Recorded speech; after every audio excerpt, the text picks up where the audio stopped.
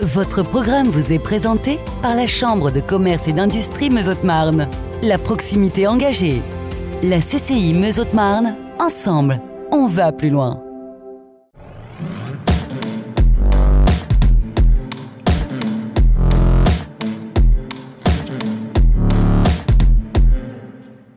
Salut à tous, bienvenue dans Locaux. Aujourd'hui nous sommes en Meuse, à Méligny-Petit, à la rencontre de SolarNet Grand Est.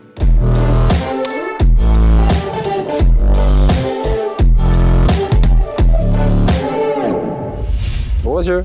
Bonjour Antoine. Merci de nous accueillir ici. Méligny-le-Petit, une commune ici dans la Meuse, dans laquelle vous avez créé votre nouvelle entreprise. SolarNet Grand Est, c'était en 2022, c'est ça? Oui, tout à fait. Une entreprise, bon, on sait ce que vous faites tout de suite en voyant votre super camion. Vous travaillez du coup sur le domaine du photovoltaïque, c'est ça? C'est ça, le nettoyage de photovoltaïque. Et je travaille donc sur toute la région, le secteur est de la France. Ah ouais, ça vous fait un grand secteur. Tout à fait. Avant de rentrer finalement dans l'activité, vous êtes déjà agriculteur de formation, vous avez donc une exploitation agricole et vous avez eu envie de compléter un petit peu cette activité par cette nouvelle activité SolarNet Grand Est. Oui, donc j'ai repris l'exploitation familiale qui est une petite exploitation céréalière depuis 2013.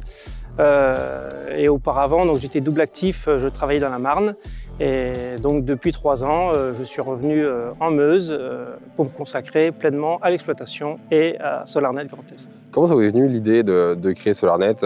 C'est en fait une action un petit peu individuelle. Vous vous êtes dit, on met ici des panneaux photovoltaïques, mais il faut aussi les nettoyer, c'est ça? Parce qu'il n'y a pas autant de rentabilité que ce qu'on espère. Voilà, donc en fait, des panneaux, ça se nettoie, hein, comme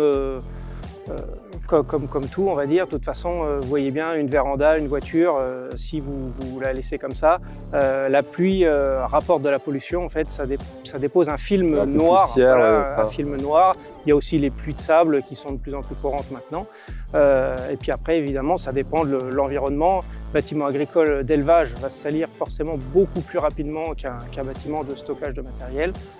Donc effectivement, si on veut garder une rentabilité au niveau de la production des panneaux photovoltaïques, il faut les nettoyer régulièrement. C'est-à-dire que vous avez investi quand même ici, comme beaucoup d'agriculteurs, beaucoup de panneaux photovoltaïques sur l'exploitation, parce qu'il y avait de la place, il y avait de l'ensoleillement, mais vous vous êtes rendu compte du coup au fur et à mesure que finalement ce qu'on vous avait dit que c'était auto-nettoyant, c'était pas le cas en fait, c'est un constat que vous avez fait. Tout à fait. À la base, moi, la pose des panneaux, c'était comme beaucoup d'agriculteurs aussi, c'était pour refaire des toitures en fibro-amianté, hein. Il y a beaucoup d'agriculteurs qui étaient dans ce cas-là. Donc effectivement, au départ, les vendeurs vous disent que les panneaux se nettoient tout seuls et on se rend compte très rapidement que c'est pas vrai. Et c'est là que vous intervenez, je crois justement avec cette grosse machine qui vient finalement, ce robot, nettoyer justement les panneaux. Tout à fait. Donc en fait, c'est un robot luxembourgeois. Donc c'est un robot qui est télécommandé. Il est équipé de 2 brosses d'1,20 m. Il est alimenté en eau, donc j'ai un osmoseur dans le véhicule qui permet d'enlever le calcaire de l'eau. Donc je prends l'eau chez le client. Voilà, tout à fait. Je prends l'eau chez le client, l'osmoseur travaille en continu et donc le robot est alimenté via la canne et donc l'eau est injectée sur les brosses et ça permet donc le nettoyage des panneaux. Et donc, ce robot, donc vous le télécommandez, c'est-à-dire que le robot ne bosse pas tout seul, il faut que vous lui dites effectivement quelle action à réaliser. Ça vient et ça n'abîme pas du coup les panneaux. Là, c'est vraiment du coup du nettoyage sans rayures, sans quoi que ce soit. Tout à fait, c'est un robot qui est vraiment conçu pour le nettoyage du panneau photovoltaïque. Donc, c'est des chenilles caoutchouc adaptées qui permettent l'adhérence sur les panneaux. Et donc ces brosses-là sont aussi également prévues pour ne pas rayer les panneaux.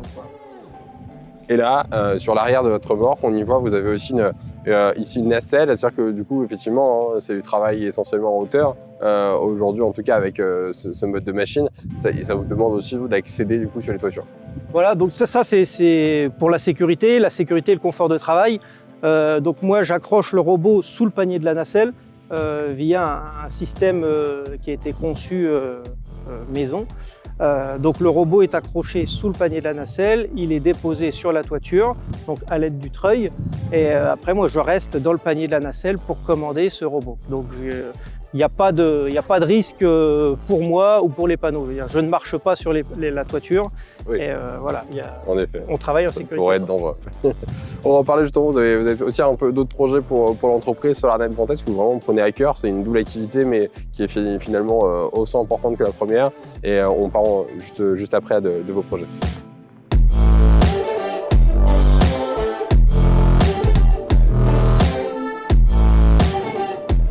Alors du coup, là, votre robot est en période de nettoyage sur cette exploitation. Comment ça fonctionne du coup?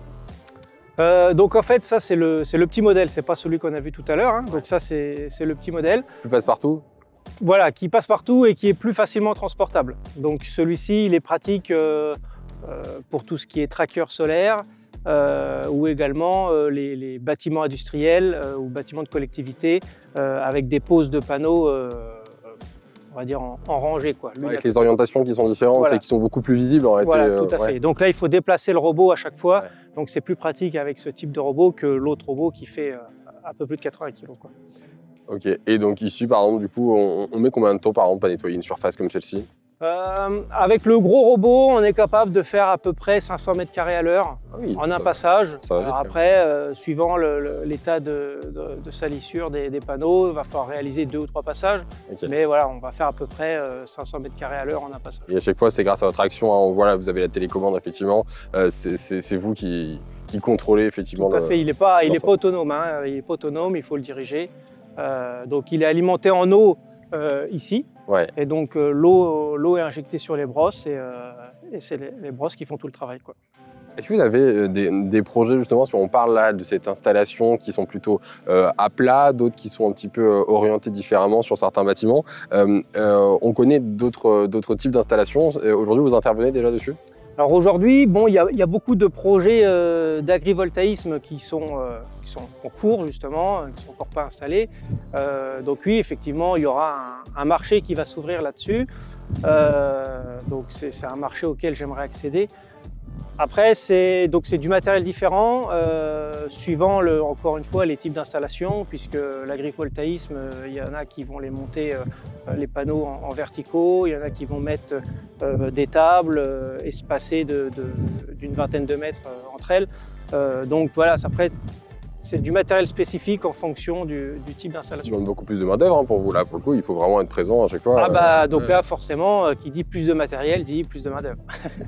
Merci beaucoup de nous avoir accueillis ici à Méligny-le-Petit. Vous êtes installé donc, pour SolarNet Grand Est, mais on rappelle, vous intervenez dans toute la région, dans tout le quart nord-est de la France même. Des fois, vous faites de très nombreux kilomètres hein, avant d'arriver ici. Le quart est de la France, effectivement, ça va de Dunkerque à la région parisienne, en passant par Strasbourg. Merci beaucoup de nous avoir accueillis ici, Mathieu. On se retrouve quant à nous très bientôt dans une autre entreprise de la Meuse ou de l'Haute-Marne.